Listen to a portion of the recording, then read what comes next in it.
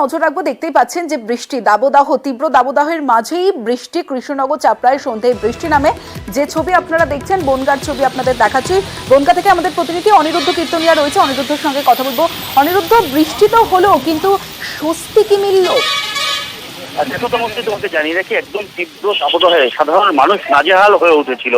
তীব্র দাবদাহের ফলে সাধারণ মানুষের নিত্য কাজে বেরোনো সমস্যা হয়ে দাঁড়িয়েছিল। এমন এই দাবদাহ থেকে অন্তত কিছুটা হলেও বলা যেতে পারে যে সন্ধ্যা গড়াতেই ঝড় বৃষ্টি শুরু হয়েছে বনগাঁ জুড়ে, এবং এই বৃষ্টির ফলে সাময়িক স্বস্তি অন্তত মিলেছে। যেহেতু আবহাওয়া দপ্তর সূত্রে এখনো পর্যন্ত এই দক্ষিণবঙ্গে বৃষ্টির সম্ভাবনা নেই বলে জানিয়েছে, তবুও এই যে ঝড় বৃষ্টি হয়েছে সন্ধ্যার পরে কিছুটা হলেও স্বস্তির শ্বাস ফেলেছে বনগাঁ জুড়ে বনগাঁ সাধারণ মানুষ।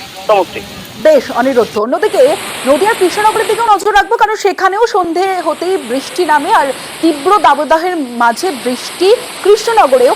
সেখান থেকে সমীর রুদ্র রয়েছে আমার সঙ্গে, সমীরের সঙ্গে কথা বলবো। সমীর, একই প্রশ্ন তোমাকেও করবো, কারণ এই যে তীব্র গরম, আর তীব্র গরমের পর এই বৃষ্টিতে কিছুটা কি স্বস্তি মিলল? দেখো তমস্তি, সারা রাজ্যের সাথে কিন্তু কৃষ্ণনগরের প্রচন্ড তাপপ্রবাহ এবং দাবদাহ চলছিল। যার জন্য দুপুর হলেই কিন্তু রাস্তাঘাট শুনশান এলাকা থাকা হয়ে যাচ্ছিল এবং জনগণের কিন্তু এক নাটে হয়েছিল কৃষ্ণনগরবাসী।